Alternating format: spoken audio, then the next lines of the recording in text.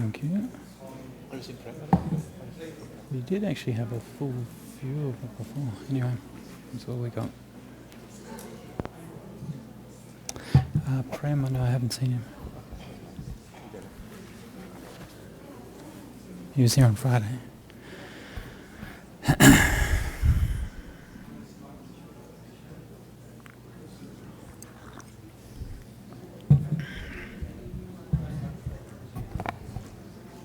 we have a bell? No, I need. You want a bell? No, that's all right. It's over there. It's all right.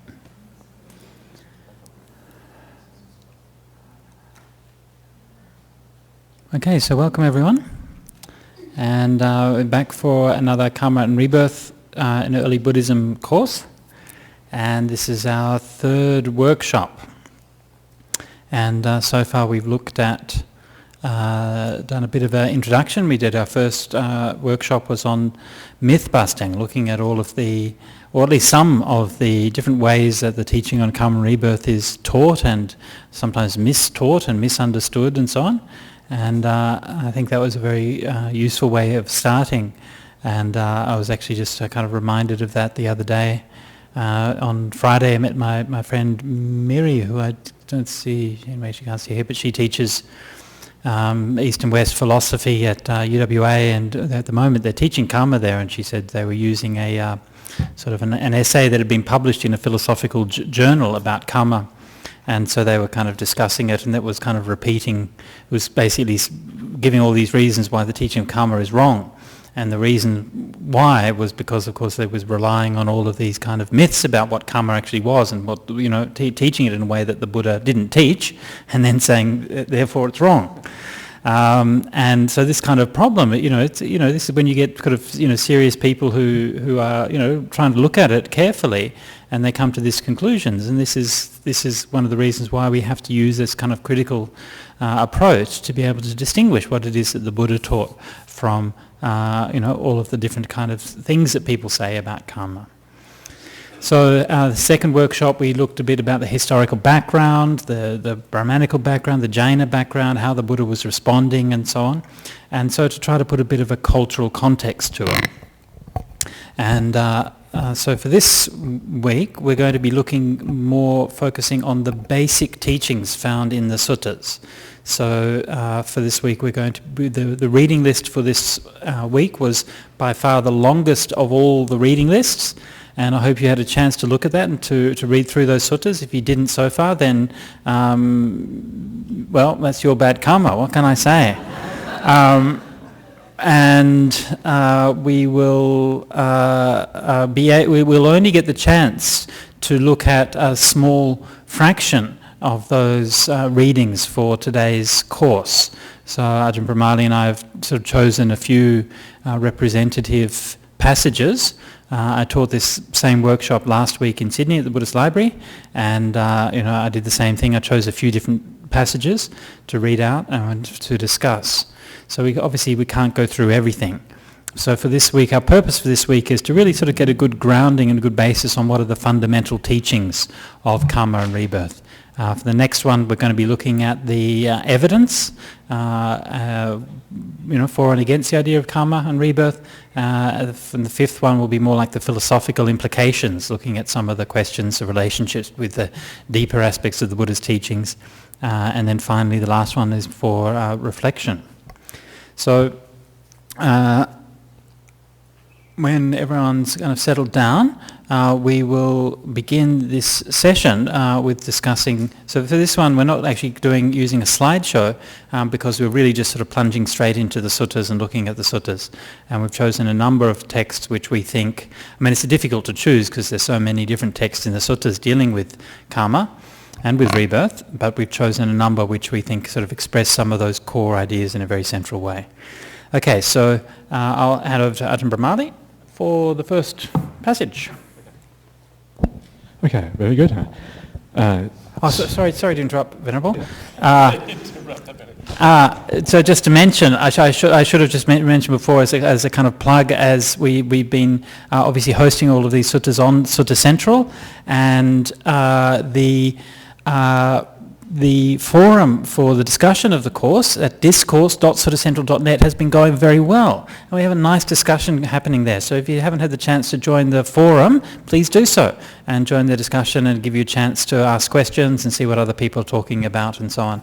And that's actually been quite a nice add-on to the course. So, sorry, Venerable. Okay, so hopefully it won't be that many interruptions. Every sentence you're going to kind of say, oops, wait a minute. No, okay. No, just being naughty. Okay. So no, I mean, no, sorry.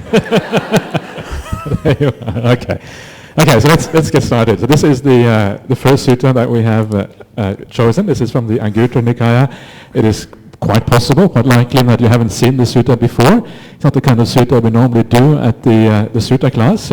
But this is like a disquisition on various aspects of the Buddhist path, and one of the things that are discussed in detail is Kamma, and it's a kind of rare sutta. You don't find many suttas quite like this. It's almost like a slightly commentarial style, or Abhidhamma style, where you take a look at something and you dissect it in great detail and look at the various aspects of something. So, and for that reason, it's quite interesting here, and especially, of course, because it is very likely to be an early Buddhist text at the same time. But maybe moving a little bit towards the commentarial Abhidhamma side of things. It's a little bit progressed, maybe from the very earliest teachings. So the questions that this sutta talks about, and just read this out very briefly. This is about how Kamma should be understood. The meaning of the word Kamma, the source and origin of Kamma, the diversity of Kamma, the result of Kamma, the cessation of Kamma, and the way leading to the cessation of Kamma. So this is what this is about. So it should give us a fairly broad, hopefully, understanding of this concept as we go through this. So the first one then is about Kamma. How should it be understood? And what it says there is a very famous quote by the Buddha. It is volition, bhikkhus, that I call Kamma, for having willed one acts by body, speech, and mind. And this little particular quote there, you may perhaps remember that when we had the interview with Richard Gombrich, he said, he was quoting this in Pali. In Pali it goes, Chetanahang bhikkhave kammang vadami, and he quoted that in Pali. And the reason was because this is like a very revolutionary thing in Buddhism compared to the earlier philosophies. Earlier philosophies, Kamma is how you do things. You do things in a certain way according to certain rituals. There's a certain sequence of how you're supposed to do things. And it's the action itself has a meaning. In Buddhism, action itself has a meaning in terms of what your chaitana, your volition is behind that action. That's the only reason why action has a meaning in the Buddhist teachings. So what does this word actually mean? And this is quite important. The word chaitana in Pali, you may have heard this often translated as volition, sometimes translated as intention. Well, what does volition mean anyway, right? Volition is not exactly an ordinary, everyday word that people use very much. But volition is related to the idea of the will. It is an active use, in a sense, of the will inside of us. That's what volition essentially means. And the Pali word behind that, chaitana, as very often when you're dealing with an ancient language, it can be very hard to decide exactly what a word means, right? Even in English, we can't often decide what a word means all that exactly, let alone in Pali. So you have to look at the context, how it is used throughout. But the word chaitana is related to the word for mind, chetas in Pali. So basically it has to do with the mind, right? So it means something like thought, or you can maybe say mentation is another word which you sometimes will come across. Or it is often used as a common translation is intention, right? Or here you have the word volition. And all of these are really accurate and usable translations for the word chaitana. Another one which is very useful is choice, right? You choose something. You choose before you act. You choose, am I going to act this way or that way? So choice is another very useful way of thinking about this word chaitana. You choose something. And actually this very paragraph itself you have here actually gives us some idea what chaitana means. Because you have the context here, right? Having willed. Chaitayitva is the Pali here. It means literally having made a chaitana, then you act by body, speech and mind. So it is that which comes before action, right? Choice, intention, the will to do something. It was what this is all about. So this is basically here. It's almost like the Buddha is equating volition and Kamma, saying Kamma, volition, that is what I call Kamma. So how much of an equation are we talking about here? Are we saying that A is B, volition actually equals Kamma? How is this actually to be understood? Obviously action through body or speech is something very different from a mental act of intention, right? You can't really equate those two things. So because they can't really be equated, how can the Buddha say that Kamma is intention? How is it possible to say such a thing? And the way that this must be understood is that the idea here is basically that volition is the most important ingredient in action, right? This is the thing which gives action its meaning in a Buddhist sense. This is what gives action its ethical import or ethical effect. It doesn't have any ethical effect without volition or intention being there. So this is how I think this needs to be understood. This is the thing which actually is important in Kamma, is intention. It doesn't mean that they are exactly the same. It is conceivable that there might be action where there is no intention, right? It's conceivable that there might be intention where there is no action, perhaps.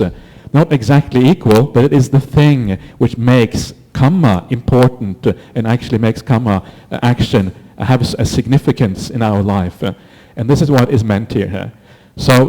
And this is kind of what drives then Kamma from being a ritual thing, which talking about before, the ritualistic idea of Kamma in the Brahmanical tradition, and moves it towards an ethical thing, which actually is the Buddhist idea of Kamma. It's a theory of ethics, not a theory of right action according to ritual. Okay. Can I just ask you just about the translation there? Because he's translated Cetana first of all as volition and then as will. Yeah. It's actually the same word. It doesn't look like the same word in the translation. Obviously you can't say having volited one acts. Yeah. So I guess that's why Venerable Bodhi chose that translation. Was there any discussion about that point? Why he didn't use intention? It's a good question. Well, intention would have a similar problem, right? Having intended. Having intended, you can say, yeah. Okay, sure, yeah. That would work, yeah. Did he use intention for something else, maybe? That is a typical problem, isn't it? Use one word for something. Yeah, I think sankappa probably is intention, right? Intention, maybe, right? Okay. So sankappa probably, okay. That's probably the reason, yeah. Okay. Yeah. Okay. Shall I go on a little bit, or shall I? Go on. Yeah? Well, see if there's any questions. Any questions on that? Yes. Yes. Yeah. One second. If you can use the microphone, then that's good for our people online. From ritual, that's right action, to ethical decision making or ethical choice. So there's a shift from one to the other. So I'm seeing right action as coming from, I'm following the precepts, or it's an external thing that you follow, to the other one's more internalized. Yeah, exactly. So, yeah. Yep. Thank you then. That's exactly right. Yeah. We have another question at the back there. Testing. Oh, you have a mic already? Yeah. Wow, magic. Okay, excellent. Isn't the notion of will, often we associate the notion of willing something to do with the self, I making choices to act one way or another. As far as I know, in the Western tradition, or the will is associated with my free will to act one way or the other. But isn't the Buddhist notion of not like that? It's actually a conditioned process. It's not coming from an act of choice, but just it's coming from habit patterns which have developed in the past, and we have certain proclivities and tendencies which condition our choices. So I'm just making the point that somehow will is often associated with the self in some way. I will,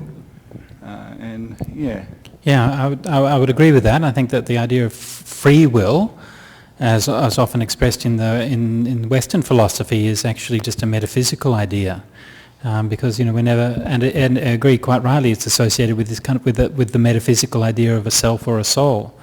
And of course there's no such thing as freedom in that sense. We're all conditioned. It doesn't mean that there isn't any such thing as choice. It just means that choice is conditioned, that's all. And one of the things about one of the khandhas is the sankhara khandha, and sankhara is very closely related to chaitana. In fact, sankhara is defined in the suttas as chaitana. So sankhara is intention, is volition, and sankhara itself, being one of the 5 khandhas, is that which is one of the things you have to see as being non-self, right? According to the Buddhist path. So that is precisely the problem. You take this to be self. It feels like it's self, right? When you're choosing something, it feels, I'm making the choice. And it's very hard to see the degree of conditionality which actually enters into that. But that's one of the points of the path, is to see that precisely that conditionality, that lack of essence behind that choice. Oh, Mary, there you I are. have a question, if the karma is conditioned, is it completely determined? So you know how determinism is a position in philosophy, which says that every single action and decision we do is thoroughly like before we were born. Yeah. It's completely, I don't mean fated, I mean determined, I mean set into, it couldn't have been otherwise, it couldn't have been other from what I did. Are karmic choices completely determined in that sense? I know there's a few of the KM people are kind of smiling because we discussed this exact point at some length at the KM group last night. I would say not. I don't think that Buddhism is a deterministic religion. It's a religion of conditions, which is different from a deterministic system. Having said which, I mean, Venerable Brahmali might want to say something, but these issues are actually more to do with in the 5th workshop, which is actually to discuss some of these philosophical implications of things. Sorry? I won't be here. Yeah, but he won't be here, so I will have completely free will to then... See, I'm just fine reluctant to answer it now because he might disagree with me, but if I do it on... So there's that. Anyway...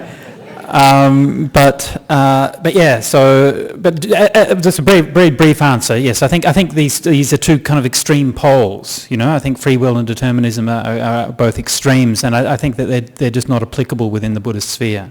I think the Buddha would probably say free will is one extreme, determinism is another extreme, and avoiding those extremes, I teach the dependent origination. I think that's what the Buddha would say. Yeah. No, I think that's good actually. We'll leave it at that. Okay. Yeah. we will discuss it in more detail on the workshop after next. Yeah. So yeah. Yeah. Okay. So we go a little bit longer before we take a short break. So that is probably one, as I said, this is one of the most important statements about Kamma in the Suttas because it really breaks with the tradition before it, and it kind of sets an entirely new philosophy into place, which didn't exist beforehand. Okay, let's move on to the next one. What is the source and origin of Kamma? And it says here, contact is the source and origin of Kamma. So what does that mean? And it's not entirely clear what it means, but what I think it may mean, this is one possibility anyway, is the idea that chaitana, volition, the will, is conditioned by contact. Contact in Buddhism just means that you are, any kind of experience you have of the world, that's contact, right? When consciousness comes into experience with one of the objects of consciousness, it can be touch, it can be hearing, seeing. Whenever you have that experience of something, that is called contact in Buddhism. It's like you are contacting the world in a sense, right? That's called contact.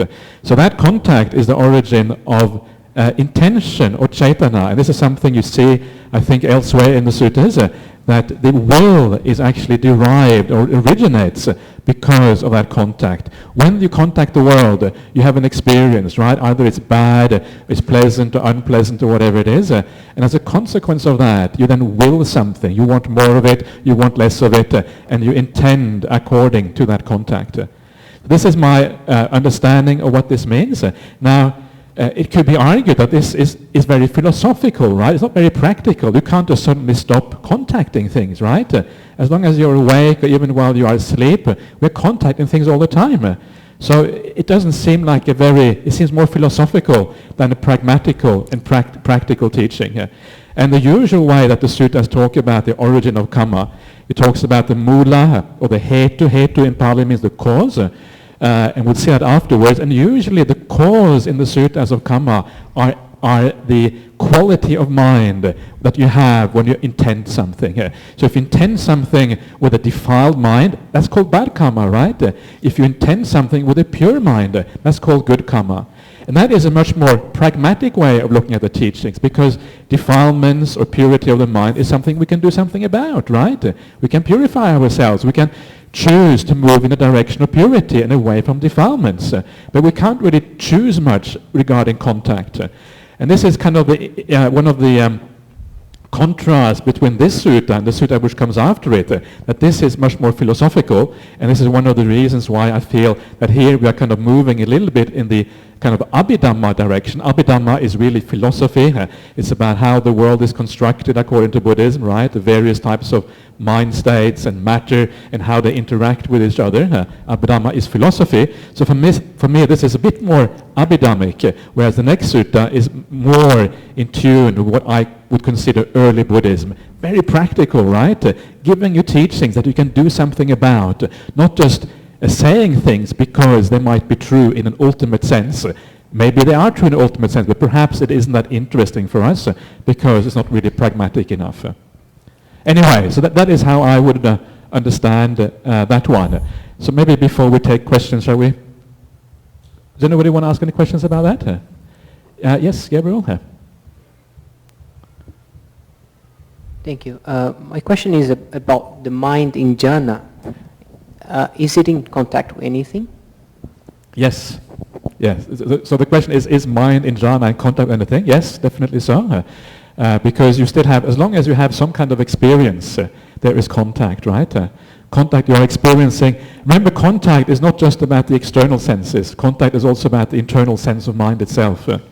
So that's the sixth kind of contact. So in other words, as long as there is experience, there is contact. The only point I wish there is no contact is when everything just stops and comes to an end. Like they could talk about Nirodha Samapatti, or what's it called? Sanya Vedayita Nirodha, the cessation of perception and feeling. That is where there is no contact anymore. Yeah? Thank you. Okay. Anybody else? Okay. The question here, it says, first it defines what karma is, and it's defined as intention. And then the second point, can we scroll down to what we were looking at just now? Up you mean? It's just there. It's just there, actually. What is the source and origin of karma? At the bottom there. Oh, yeah, that is. Yeah. The second question is, what is the source of origin of karma? Yeah. So could we not reword that to, what is the source and origin of intention? And so the answer to that question is contact is the source and origin. And just now someone asked a question and said that volition is conditioned. So the answer could have been conditions are the source and origin of intention. But was the Buddha trying to, instead of saying conditions, the Buddha obviously used the word contact here. Yeah. Was the Buddha therefore trying to say that, as complex as life is, as complex as all the conditions are, it all begins with contact. Contact, everything that we experience begins with contact. So the Buddha was saying, yes, conditions, but sort of trying to hone down to the precise point of contact with conditions. Yeah, I think what is happening here, what you're seeing here, is you're seeing a small snippet of dependent origination, right?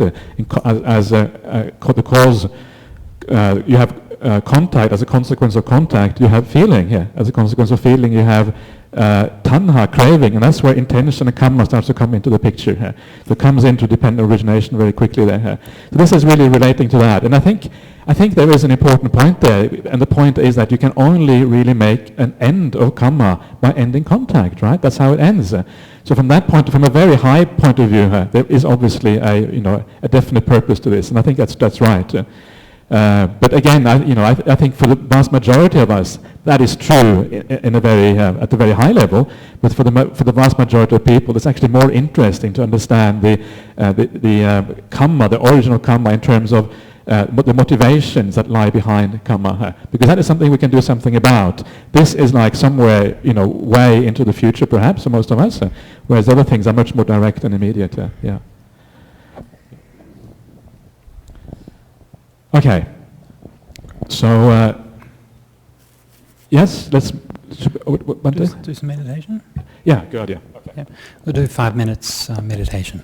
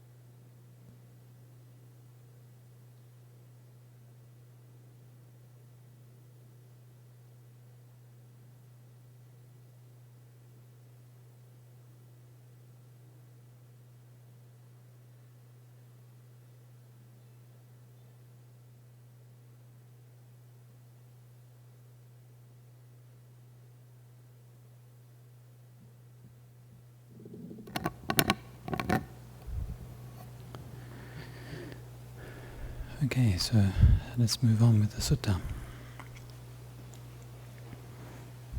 Diversity. Do you want to keep going with this one, or do you want me to? All right. So what is the diversity of Kamma? So notice that this particular sutta is phrased mainly in the shape of the Four Noble Truths, the origin, the Kamma, the origin of Kamma, the ending of Kamma, and the path leading into the ending of Kamma. But the exception to that pattern is here, the diversity of Kamma, which is a little bit unusual in that context. And so it's talking about the Kamma which is to be experienced in different kinds of realms. So obviously one can make different kinds of choices, and those choices lead to consequences. And we'll see a bit later on that those consequences can be felt in different ways, but one of the important ways that those consequences manifest is through the different kind of rebirth that you get. So this is the normal list of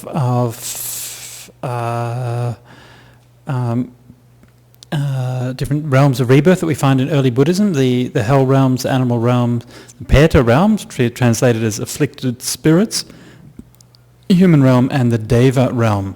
In the later texts they often add the sixth realm is the Asura realm, but in the Suttas the Asura realm tends to be considered as part of the Deva realm. So you have 5 realms of existence. Actually this kind of scheme of different realms of existence is somewhat flexible and arbitrary. If you look in different texts and so on in the Buddhist texts, the different realms of rebirth are treated in a very diverse way. There's so many different kinds of realms and so on that are spoken of that these are just sort of rough approximations, or that's how I take them anyway. So the basic idea is that you can do different kinds of Kamma. Obviously good Kamma will lead to good rebirth, bad Kamma will lead to bad rebirth, but of course the way that plays out tends to be very complex. And it's not at all as straightforward as it might seem.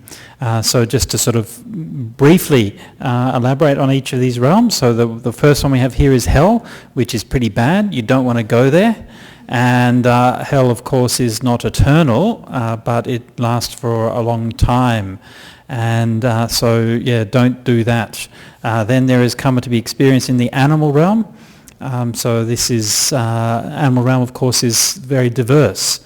And there are maybe some animal lives that are pretty much okay, right? So you've probably got like a cat that sits around home and sleeps 20 hours a day and eats most of the rest of it, and that's probably not too bad, all things considered.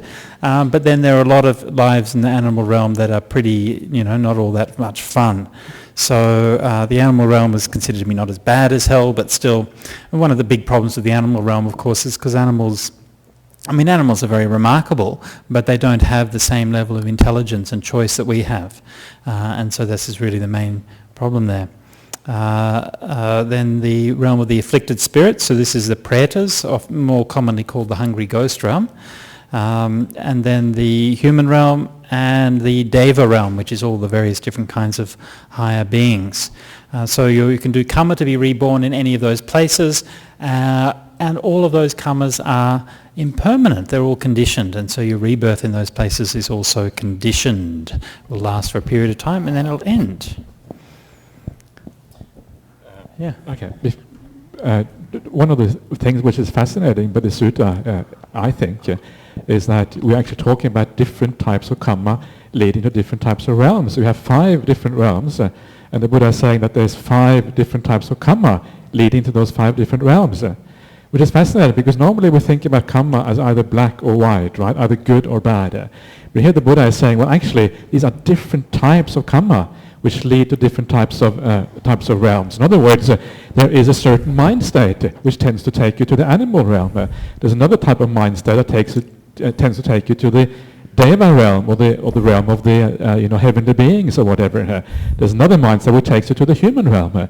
These are all different types of mind states. And what this does, it undermines this idea that we normally have in Buddhism about Kamma being either good or bad. It's not, and we'll see this later on as well, and as far as I can see, it's not so much that Kamma is either good or bad. It's that Kamma is on this massive scale, going from the darkest to the brightest, and in between you find all kind of shades of grey, right?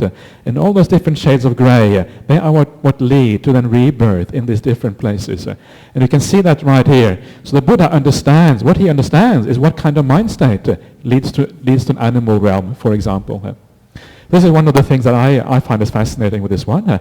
And the other one was what Banda Sujata was just saying about here you see it's a very brief a kind of brief description of the various samsaric rebirth possibilities, and the Devaloka is contracted into one, right? Only one Deva realm. Normally you get this expansive list of many different Deva realms. Here it is contracted into one place. So this, I think, is quite possibly is a fairly kind of early, this is kind of probably the most basic way, usually, that you find that the various realms of rebirth is described in the suttas, and perhaps for that reason also possibly more original than some of the very expansive lists that you find, particularly in some later Buddhist literature. Okay. Okay, so the next one talking about the result of karma to be experienced. Oh, sorry. Question, Gabriel. Yep. Sorry, Bhante, you're just still in that part. I can't get my head around experiencing intention. There's some grammar, maybe it's about English language here, because we define karma as intention, and then you say that karma can be experienced, or intention can be experienced in different modes. I completely get the idea, but I get an issue with the language here. Because intention is an active process. The different realms are talking about the results of karma, yeah? Yeah, but he's saying karma, so you're talking about the results of karma being experienced in these different realms. That's what is implicit in there. Is vipaka. That's right. But the karma itself has different qualities which leads to the rebirth in those different realms. So that's being born in those realms as a vipaka of the karma, of the intention. Oh. That's right, yeah. Karma, the degree to which karma is conscious is another interesting kind of point, which again we might want to discuss. It might lead us a little bit too much astray, but I tend to think that a lot of the time we make choices unconsciously, and I mean, sometimes it's, you're in the kind of supermarket and you find yourself hand reaching out to grab something before you haven't even thought about it, right? And in fact, I think one of the functions of delusion is particularly to mask our choices, right? So we don't, and that's of course the advertising industry exists in order to create that delusion, right? So that we don't know about what we're choosing and why we're choosing it. So I think one of the purposes of practicing mindfulness and awareness is so that we can make choices more consciously, be more aware of what it is that we're choosing. Thank you, Bhante.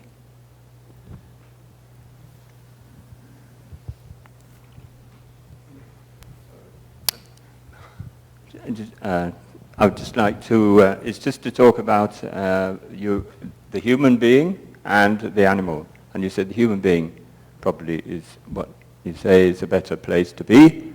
But I'm just reflecting on animals such as dolphins. They have particular qualities that maybe aren't exhibited by human beings as a rule.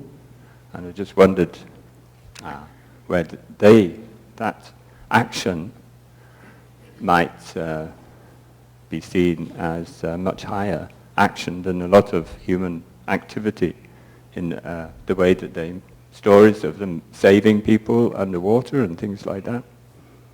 Well, yeah, I mean, animals have different kind of qualities, and I don't think anyone's put it better than Douglas Adams. Said that humans think they're more intelligent than dolphins because they can build skyscrapers and digital watches, and all dolphins do is play around in the ocean having a good time, whereas dolphins think they're more intelligent than humans for exactly the same reasons. There's definitely something to that. We value those things that we're good at, right? But at the same time, I mean, it simply is the case that we have this, in the human realm we have a lot of choice. We apply, we create culture, we do all of these kinds of things, and no matter how much intelligence we see displayed in the animal realm, it really just isn't comparable. I mean, of course, you can't find any one thing that really distinguishes the human realm from the animal realm, right? I mean, every time you try to identify a particular thing, like using tools or using language or something like that, you always find that there are precursors in the animal realm. And a lot, right? Not just a little bit, but a lot. And one of the most interesting studies that's been done recently is where they've taken all of these studies that were done on chimpanzees to show that they had a sense of self and decision making and all of these kinds of things, sense of morality and these. And they're now replicating a lot of those studies with birds.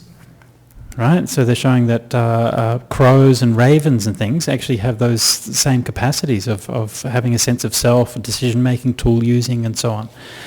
So it's definitely the case that those things exist within the animal realm, but I think within the human realm, basically you have a much greater capacity to choose and to develop your mind consciously, and that's something that I'm not sure that we find in the animal realm to the same degree. Thank you. I think also, Hugh, that when the Buddha talks about rebirth in the animal realm, he's talking about the average kind of rebirth in the animal realm, right? Like, I don't know what the Buddha is saying. There's the animal realm is probably the most diverse of all the different types of realms. So you have like the very higher animals, and then you have the lower ones. But the majority of animals, what are they? They're not dolphins, right? They're not gorillas. They are worms, right? They're maggots, they're mosquitoes, whatever. They are the average. So that's what the Buddha probably talks about when he talks about the animal realm. So that is, that's the kind of Kamma he's talking about, the Kamma that leads you to become a maggot, right? That's what you want to avoid. So that is... That's much more common, yeah. That's much more common. Flies. Flies. Yeah. Okay, so we're having a lot of questions now. I'm just wondering whether we can maybe just move on a little bit more quickly. Sorry to cut people off. We've got a lot of readings to do, so occasional questions at this point in the proceedings is fine, but we will having our discussion sessions later on, which is that's the point for it. So if I could just maybe get on, because otherwise we won't get through even the very abridged reading list which we've chosen for today. Sorry about that, everybody. The result of Kamma is to be experienced in this very life or in the next rebirth or on some subsequent occasion. This is called the result of Kamma. Okay, so again, this is a point that would be made elsewhere, but here the Buddha is making this kind of explicit. So, of course, the most important point here, or one important point here, is that only some kinds of Kamma are immediately or easily accessible, right? So we can see if we do something in this life and it has a result in this life, then usually we can notice that, we can understand it or reflect on it or see it. But when Kamma has an effect in future lives, then unless we have some kind of psychic powers or something like that, we usually can't see that. So this is something which it's important to understand. As the Buddha was putting it, it's often said or it's often claimed or criticized that this teaching on Kamma is therefore a metaphysical teaching because you can't ever know what the effect of the Kamma is in your future lives, okay? But that's incorrect. There is a means of knowing. It's a way of developing your meditation, developing your mind until you have the clarity to be able to see those things through your higher consciousness. And that's a method for being able to see these things. Now, it isn't easy to do that, right? It isn't easy to test, but that doesn't mean it's not scientific. It doesn't mean it's empirical, right? It's not easy to test whether an atom is made up of protons and neutrons and electrons, okay? You or I can't do that. You need resources of a whole university department or something like that to go in and do that test, and you need many years of study and so on. So the scientific truths and realities don't have to be easy to test, okay? They just have to be testable. And just as you might expect, if you want to be able to seriously test some fundamental truths in the realm of physics or chemistry or something like that, you would expect to have to do 5 years or 10 years of basic study before you're even qualified to begin to looking at it properly, much less than years of experimentation, thousands, perhaps millions of dollars getting the equipment and so on to be able to do it. And finally you can say, well, I've been able to test it. And it's the same thing with detecting the subtle things of Buddhism, that you should expect that if you want to be able to know these things, you've got to put the mileage in. You've got to do many hours of meditation for many years to be able to deepen your awareness and deepen your consciousness so that there's some chance that you might see it. Of course, at the end of it, you still might not see it. Just as in physics, you might do all of that work and still not be able to actually get the results that you're looking for, right? Because it doesn't work all the time. Right? So the fact that something's hard to see, the fact that something's subtle, doesn't mean that you can't see it. It just means that you've got to put the work in. So some kammas, we do them, we experience the result in this life. Sometimes it determines where we're going to get reborn in the next life, and sometimes it's sort of kind of like latent, a bit like a kind of a seed that's sort of sitting there and waiting, and at some point in the future, when the occasion is right, then it'll ripen. Okay, so this is the different periods of the result of kamma. And then there's the cessation of kamma, so this is the inverse of the thing on the origin of kamma. So just as contact is the origin of kamma, cessation is the cessation of contact is the cessation of kamma. Okay, so this is really talking about the experience of enlightenment or nibbana, where somebody has let go of all attachments, all of these kinds of things. Contact ends, and then karma ends. So you're not making any more actions at all. I mean, in the deepest sense, this is not even talking about enlightenment. It's talking about parinibbana, the passing away of an arahant or the Buddha. Go on. I was just going to say that this is, we often have a discussion of whether an arahant makes karma or not, right? Right. This kind of discussion that you hear all the time. And this here seems to be saying that the arahant makes karma. Right? It makes karma maybe that to be experienced in this life, but not in future lives. Right. Yeah. Or another possibility here is that you have four. We'll see this later on as we move through this suttas, hopefully, if we get that far. But and that there's four. The Buddha talks about four types of karma: the bright karma that leads to bright results, the dark karma leads to dark results, the bright and dark leads to bright and dark results, and the karma that is neither bright nor dark leads to neither bright nor dark results. That could be the one. Yeah, right. Is the making yeah, maybe, yeah.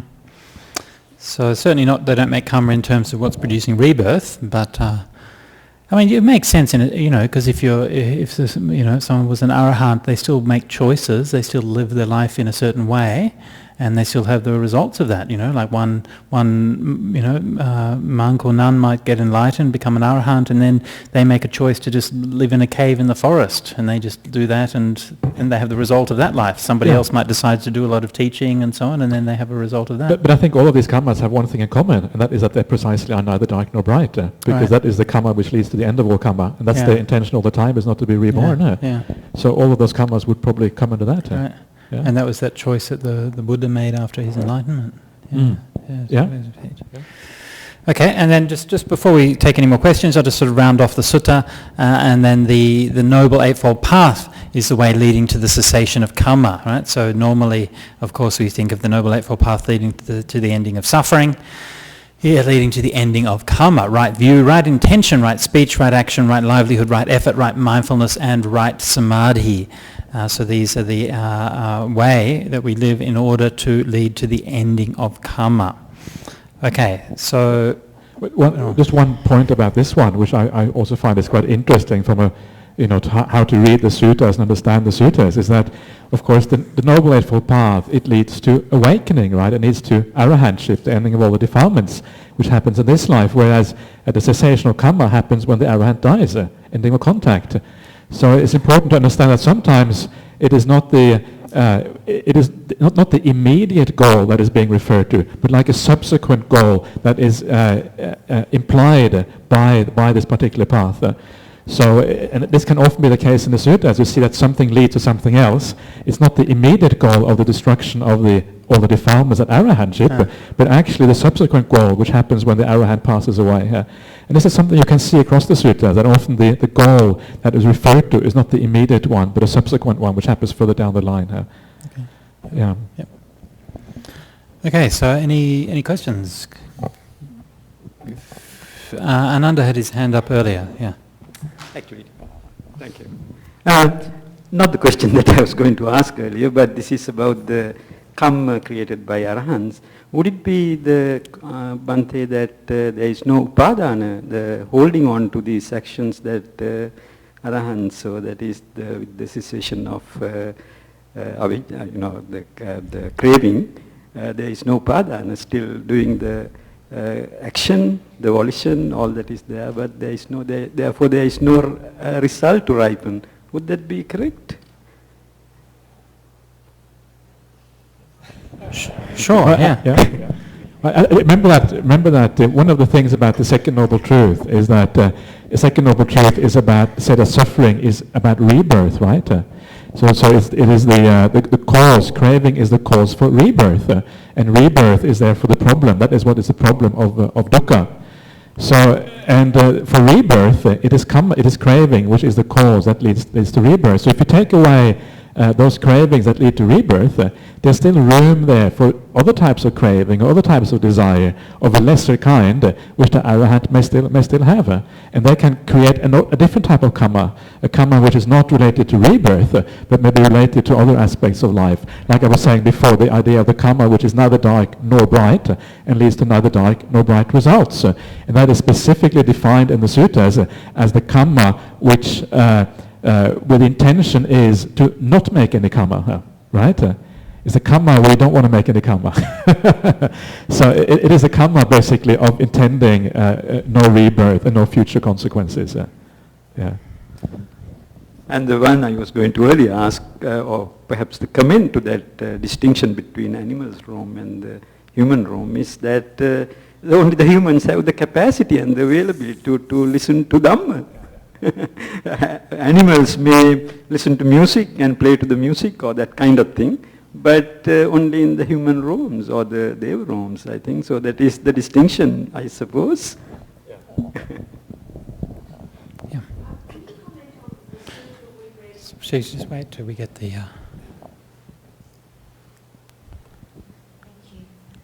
Can you comment on the sutta we read where the Buddha had the ox man and the dog man coming to see him, and you know that I couldn't quite get it. That's one of the later readings, so we'll be looking at that later on in the cool. day, hopefully, if we have the chance. Sorry.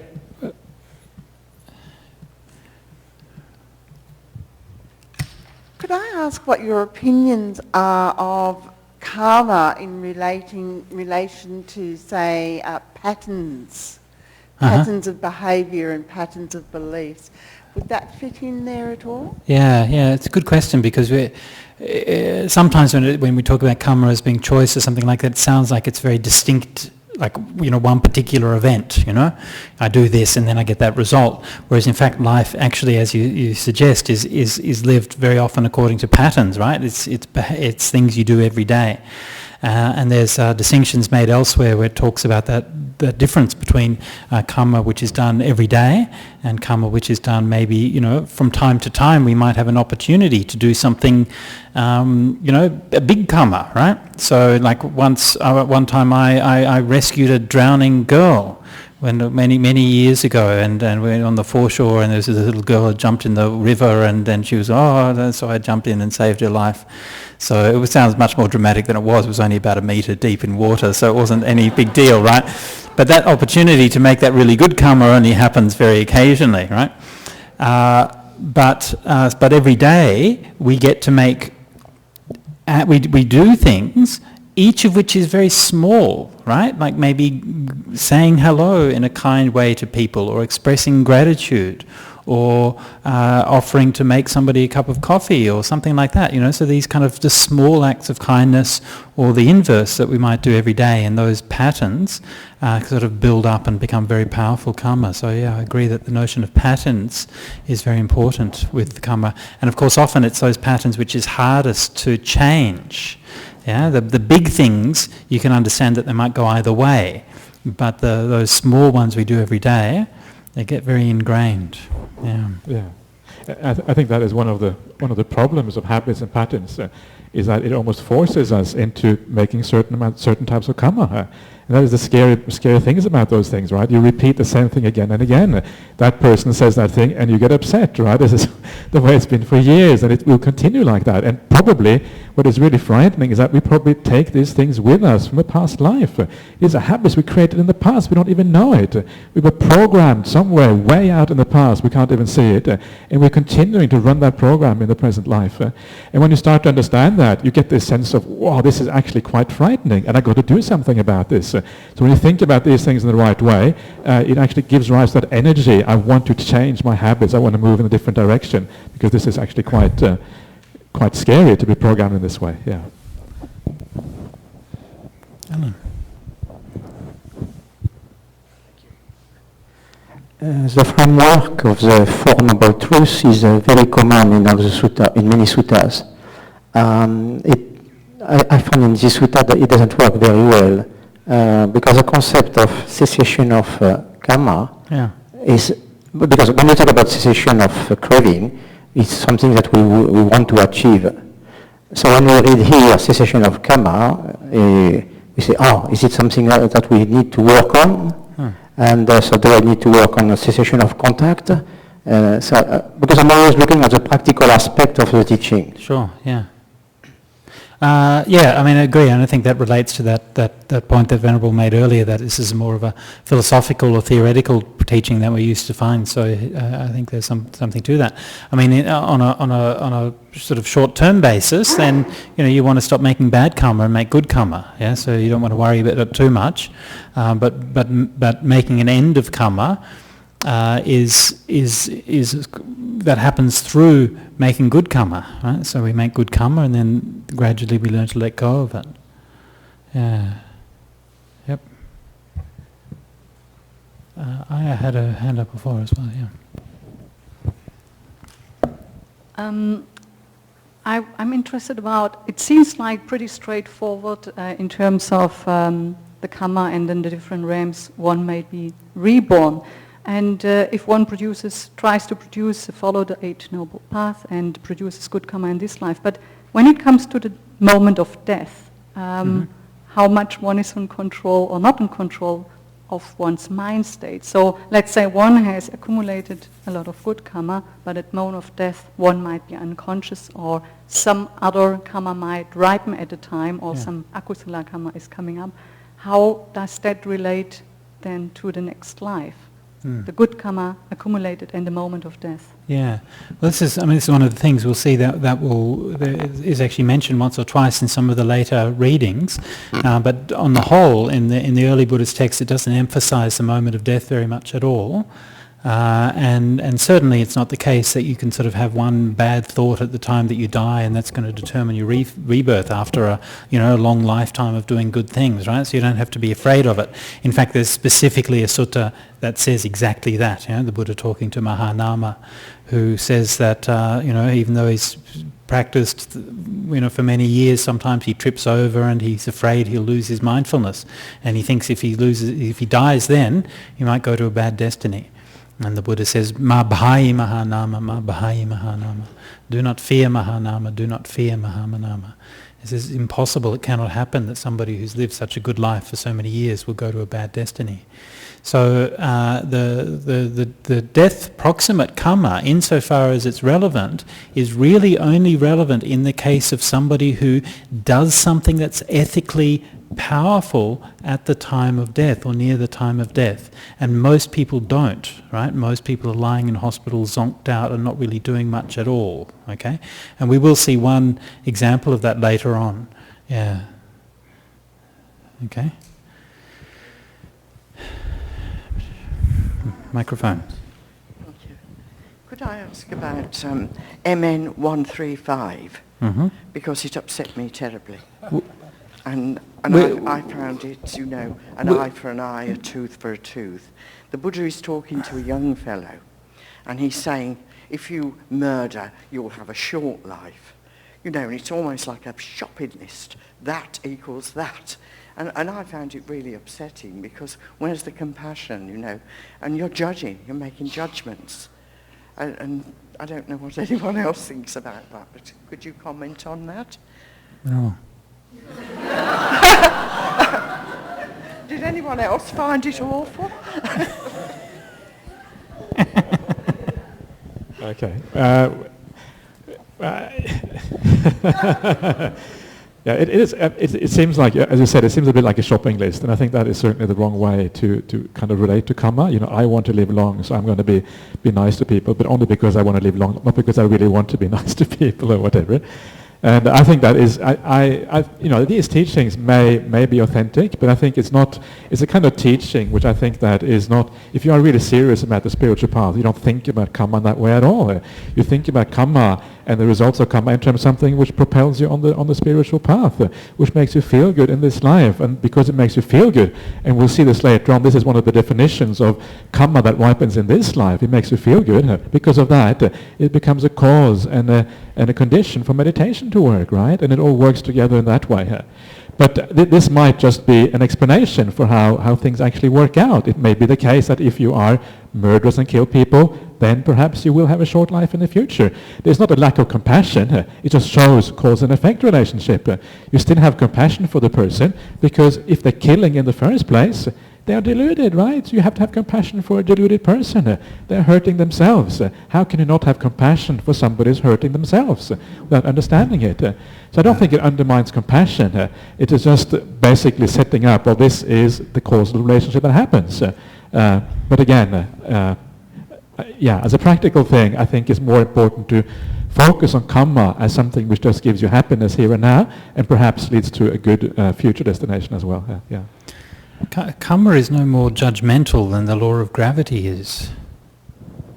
I mean, if a kid's climbing up a tree, you say, be careful, if you fall out you'll hurt. You're not passing a judgment on it, you're just saying that's how gravity works. Yeah. But I do find people do make judgments. You know, I hear things like, oh, they've got their comeuppance, and, you know, this is bad karma, and like the tsunami, for example, where you'd either got good or bad.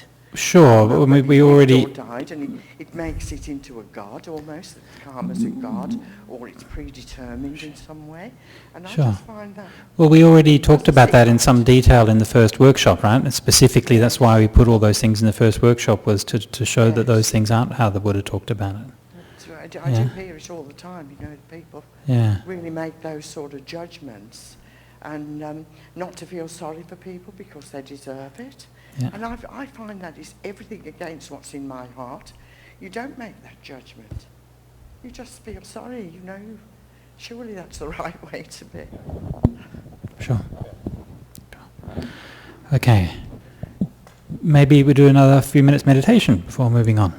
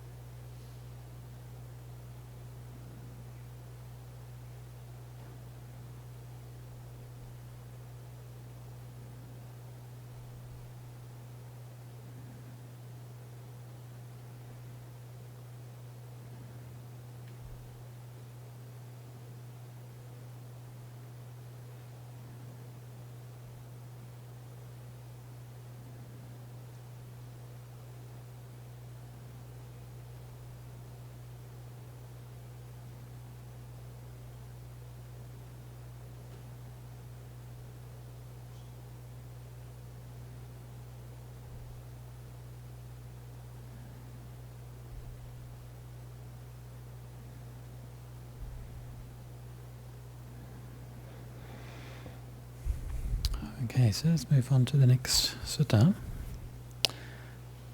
Do you want to begin this one?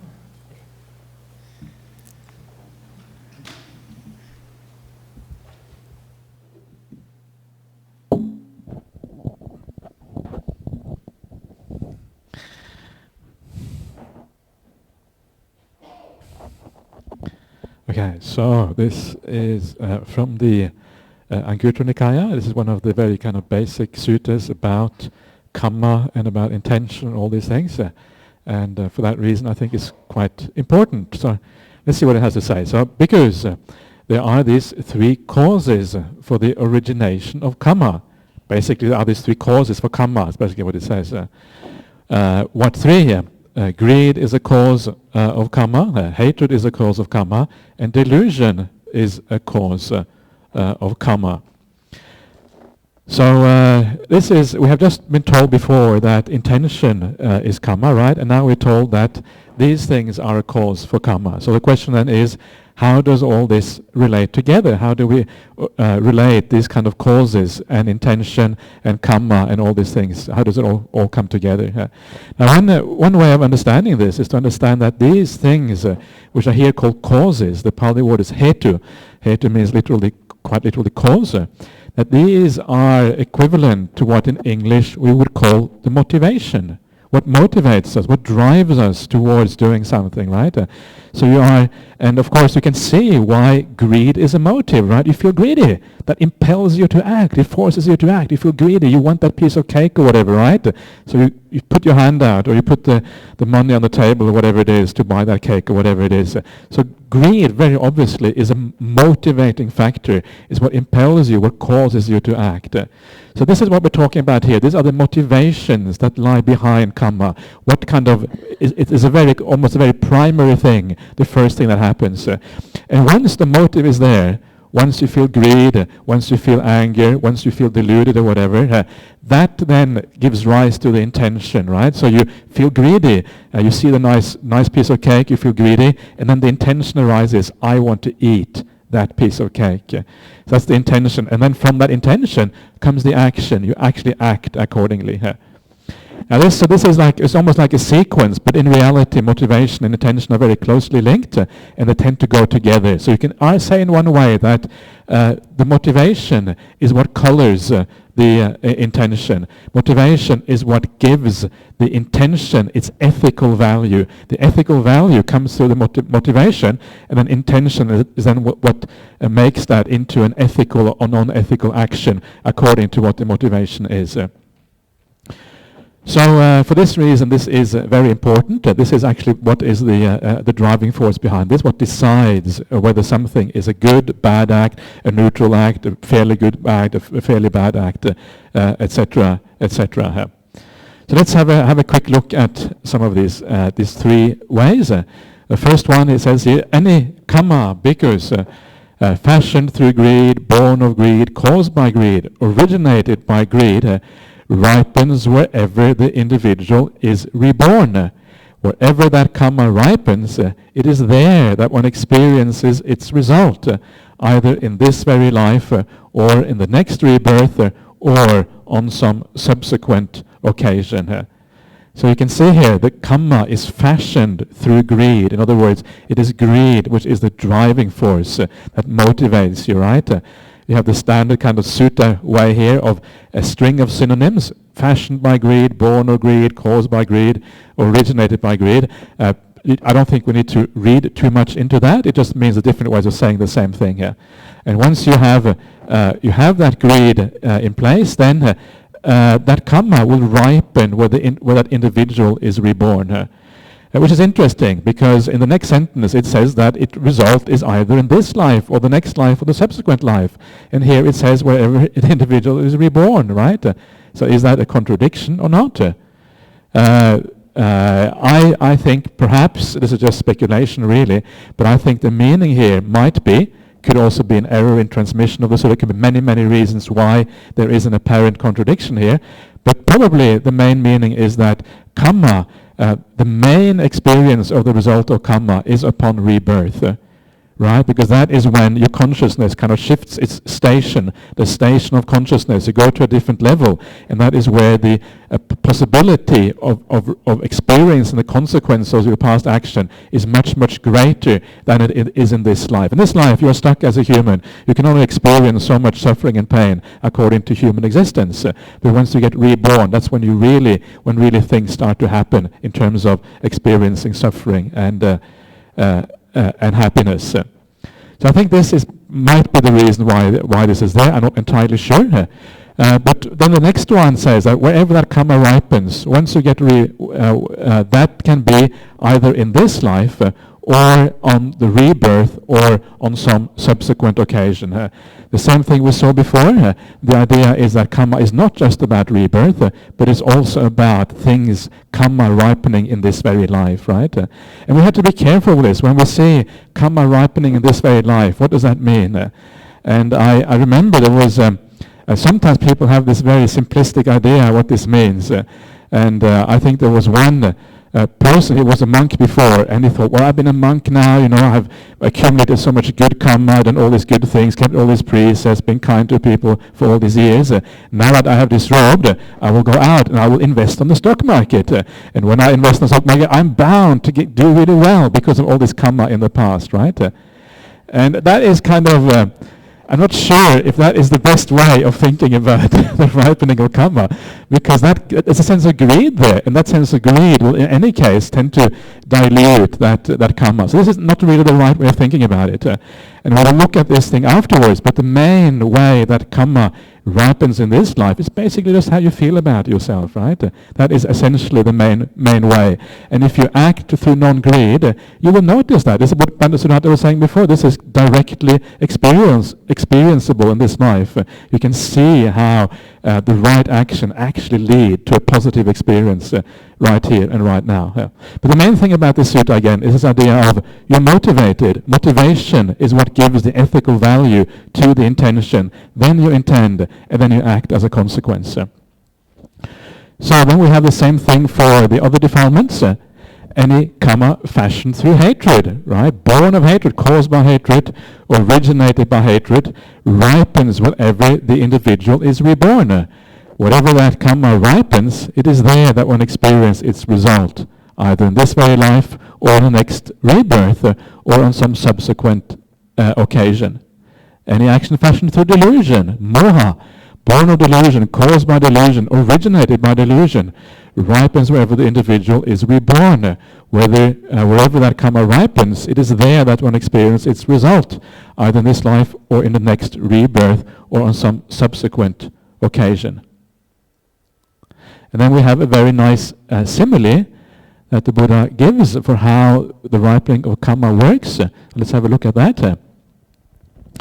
Suppose, bhikkhus, seeds that are intact, unspoiled, not damaged by the wind and the sun's heat, fecund. Is that how it's pronounced that? Fecund, okay, you're right, fecund. Well preserved, well deposited in well prepared ground in a good field and receive proper rainfall. In this way, those seeds will grow, increase, and mature. Right? So this is then how this works, how the karma ripens. Is basically how this is what the simile is about. So I think the point here is that the seeds are like the acts you do in this life, right? So you do acts. Interesting how they are spoken about here. They are intact, unspoiled, not damaged by the wind and the heat, fecund, well preserved, well deposited in a well prepared ground. So the point here, what does it mean that an action is spoiled? What does that actually mean? And this is something we will come to later on, is that these actions, they can be diluted or they can even be entirely spoiled through the other actions that you do. The other actions also affect, every act we do is affected by all the other actions we do. It's a very complex network. So if you are, what this other sutta says, if you are generally a kind person, generally a good person, and you do one bad act, it's going to have very little effect on you, right? That's almost like the bad act is spoiled by the good act. What a wonderful thing that is, right? You can spoil all the bad acts. But you can also do the opposite. You can spoil the good acts. If you are generally a bad person and you do one good act, that good act kind of gets spoiled by all the bad things that you do. So the seed is intact, right? So when that seed is intact, it is deposited in a well-prepared ground in a good field.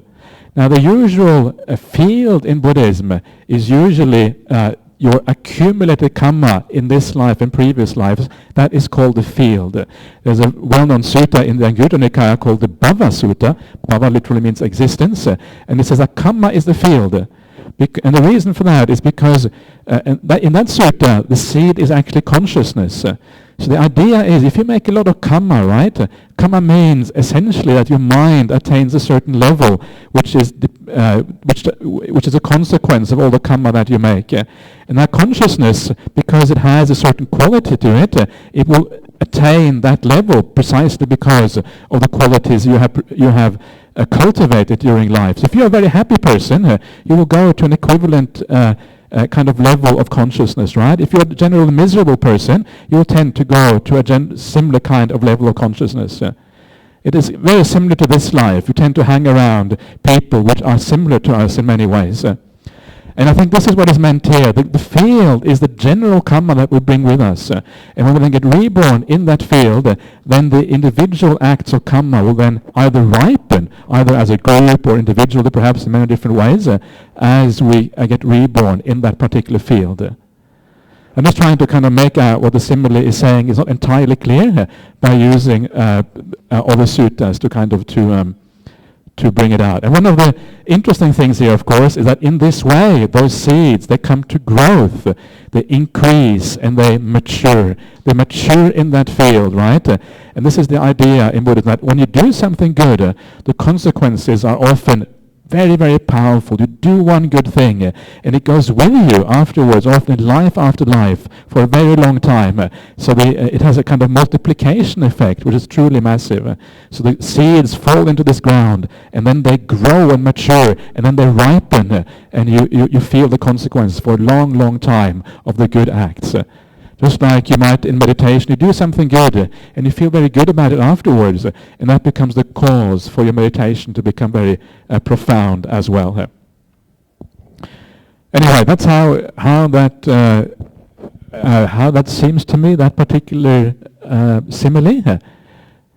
And if I could just make a couple of comments on that, I think that this kind of simile is one of the great arenas of metaphor that we find in the suttas, how the Buddha talks, and of course is related, very deeply related to the cultural context of the time. India is an agrarian culture, and similar kinds of metaphors are actually used very widely for understanding rebirth. Okay, so for example, in Greek thought, it's sometimes said that Pythagoras, of course, believed in rebirth, and but it's said that he refused to eat beans. Right? Why did Pythagoras refuse to eat beans? Right? Well, because beans make you fart. Right?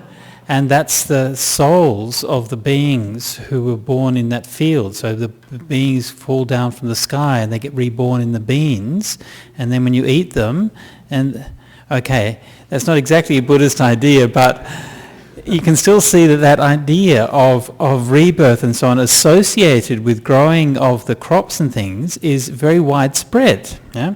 And I think there's a very profound psychological reason for this, and this is a way to realize the depth of some of these things that we've forgotten about. We take them so much for granted, but to me this is one of the most profound things that humans have ever achieved, is the ability to throw food away, right? And to say this grain, which is delicious and wholesome, I can bake bread out of it, I can cook and I can eat it, I can feed my family with it now, and I'm going to take this grain and throw it on the ground. Yeah? Because next year we're going to have even more from it. Right? And that that's an absolute revolution in consciousness, to be able to think in that way, right? To be able to put so much time and effort into preparing something for some abstract idea of the future. And it's through this, I think, that in human culture we develop these ideas of time, of rebirth, of delayed gratification, right? Of sacrifice, yeah? All of these notions which we associate with, especially with becoming an adult, right? Is you can learn to delay gratification. Yeah? You can think, I'm not going to have this right now because I have an idea of some better good or some bigger good in the long term. And that ability to grow crops is one of the most profound developments in human culture. Of course, in history, crop growing started maybe 8,000, 9,000, 10,000 BC, so quite a long time before the time of the Buddha. But it's still, that kind of revolution is very it's very powerful, makes a very powerful impression on people's minds. And so when you go through agricultural countries and you see people doing that all the time, throwing away good food, growing it, and then it coming back, and you have even more coming back. So this is why these similes, I think, are very powerful. And that idea of preservation, in that simile Venerable just referred to, vinyanang bijang, right? So consciousness is the seed. And what is a seed, right? Seed is what preserves, a mango becomes a mango tree, a wheat grain becomes a wheat plant. And is that preservation of information. Now, these days we think of information, right? We think of that seed as being DNA, right? So the information is preserved through your DNA, which is passed down through the generations. But what is DNA other than patterns, right? We had this idea of patterns before. DNA is just patterns. It's a code. It's different, kind of 4 different elements, and they're recombined in different ways. And that all of the different kinds of life that we see on the earth is just different ways of coding that thing, different ways of creating patterns. So this is that karma, is that pattern, but that pattern has a stability through time, right? The thing doesn't exist through time, right? DNA isn't stable. DNA is actually always changing. The atoms in DNA are moving, the electrons are spinning around, the DNA itself is changing. There's no thing in there which is actually stable, right? DNA is constantly changing in all of us. And yet, we know that there are species which are millions of years old, right? And so those patterns have been replicated with incredible fidelity over those millions of years. Right? So that an animal which somehow evolved in the oceans, we had the cases like that in WA where they've discovered sort of organisms which are millions of years old, and they still find them today. So that idea of like Kamma, that's how it can be preserved. There's no thing that preserves Kamma, but those patterns can replicate themselves over such a long period of time. And to me, the other thing that's important in this particular sutta is that idea of like the colour of it. When you make choices, coloured by greed, hatred, and delusion, and you can you feel that difference in the quality that a choice has. And often we justify our choices, right? We buy something, and we you can see the way that advertising works is that works by trying to persuade you that you're not actually making choices based on greed, right? So the classic one is you'd have some products that's advertised as being low sugar, and you think, oh, good, this one's low sugar, therefore I should buy it, right? But hang on, why should you buy it because it's low sugar? It's still just having more things, and of course the low sugar one means it's high fat, right? And then the low fat one is high sugar, and the one, and this is you're always kind of juggling these things to try to sort of balance them out. But at the end of the day, you can look and you can see and reflect. And I think this is a really important part of this teaching, is to learn that mature ability as adults to be able to reflect on your decision and say, where is this decision coming from? Am I really making this decision from a place of wisdom? Or is there some kind of hidden agenda? Am I trying to get out of something? Am I making a decision out of anger? And when we can reflect on the decisions in this way, we can hopefully learn to make better decisions, make better karma. Okay, should we move on? Okay. 3 karma. We've hit 2 o'clock. You reckon? This is quite quick, he says. Likely story. Okay, if you think it's quite quick, you do it. Go on. Do you want me to do it? Whatever. Okay, I'll do it. Okay, so this one, we're nearly at our time for a break, but we'll do one more short sutta. So this is from Majjhima 41. We're just doing a short excerpt from this one because the actual sutta itself has too many good things in it. And we just looked at it and said, no, we can't cope with so many good things. Okay, so this is talking about the set of dhammas, which is known in the early Buddhist texts as the Dasa Kusala Kamma Pata, the 10 pathways of good deeds. And we were just discussing earlier that it's a little bit curious that this teaching is actually one of the most common frameworks of teachings found all throughout the suttas. Not only found in the Pali suttas, found constantly through the Agamas as well, and in the Mahayana traditions also. We were talking about it with Sister Yeshe when we were in Sydney, and have the same thing in the Tibetan tradition. And yet, for some reason, it's not actually sort of discussed that often these days. I mean, we know like the Four Noble Truths or the Eightfold Path and so on, but the 10 pathways of good deeds and bad deeds are things which are not necessarily talked about all that much. And so, in brief, they're summarised here: 3 kinds of bodily conduct in accordance with the Dhamma, and those 3 kinds of bodily conduct are basically the first 3 precepts, to refrain from killing, from stealing and from sexual misconduct. 4 kinds of verbal conduct which are good, and that's of course refraining from false speech, from malicious tale-bearing, from divisive speech, from harsh speech, and from gossip. 4 kinds of wrong speech, and then the 3 kinds of mental conduct is refraining from acts out of covetousness, that's strong forms of greed, strong forms of ill will, and wrong view. Now, we can go into some detail about these different things, and they all have actually quite interesting definitions in this sutta. Particularly the definition of sexual misconduct is quite interesting, and I actually discussed these ones when in the workshop in Sydney. But as I said to Venerable, once we start discussing the precept on sexual misconduct, that's the rest of the day gone. So.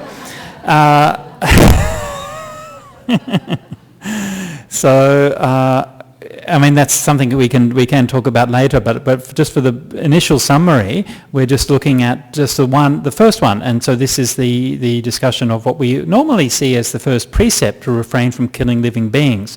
And one of the most important things here is the way that is described in this context. Here, someone abandoning the killing of living beings abstains from the killing of living beings with rod and weapon laid aside.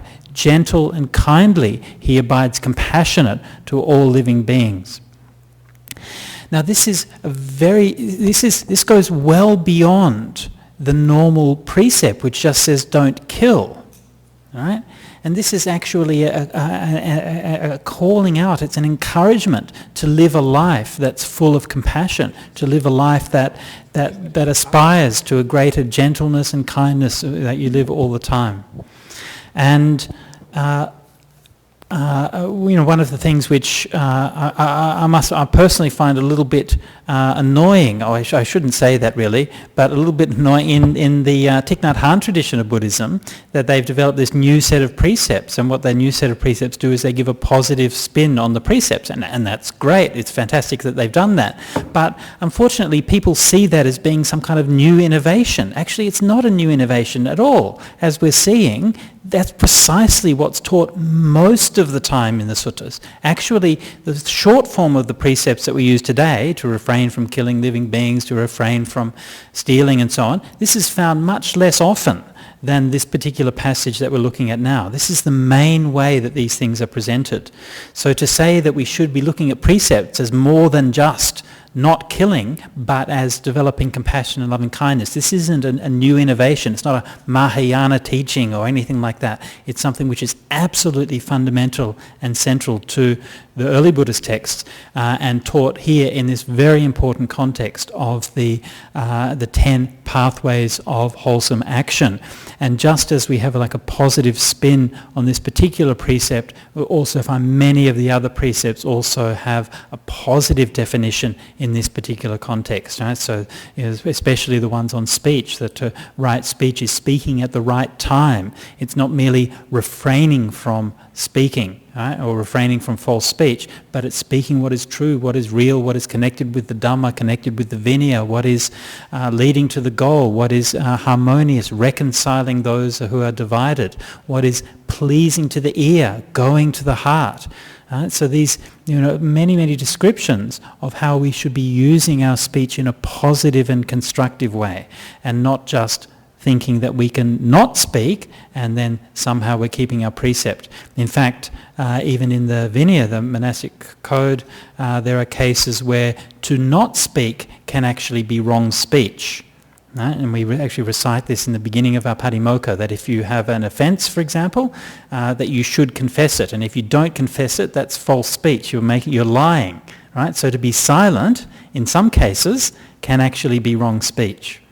And so these 10 pathways of wholesome action are a very kind of fundamental teaching on how we can live our lives, and especially how we can orient our lives towards the Dhamma and towards the path of the Dhamma. Okay. Yeah, exactly. I think that is actually a very important point, that these are very, not only fundamental, but they're also very comprehensive, right? Here you have the body, you have the speech, and you have the mind, the mental faculty as well. And the point is that because they're called the 10 pathways of wholesome action, this is meant pretty much as an exhaustive survey of all the bad or good karma that you can make. Okay, thank you.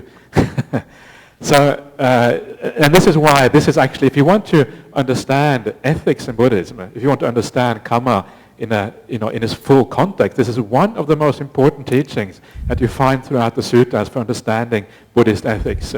And Buddhist ethics is just so important, right? If you look at everything from meditation practice to rebirth to happiness in this life, whatever it is that falls within the Vinaya, everything is founded on this idea of Buddhist ethics or Buddhist morality, which is both positive and negative, has both its positive and negative aspects. So this is very, very foundational. And sometimes I think one of the problems that we often have in Buddhism as a monastic is a bit different because you have more time.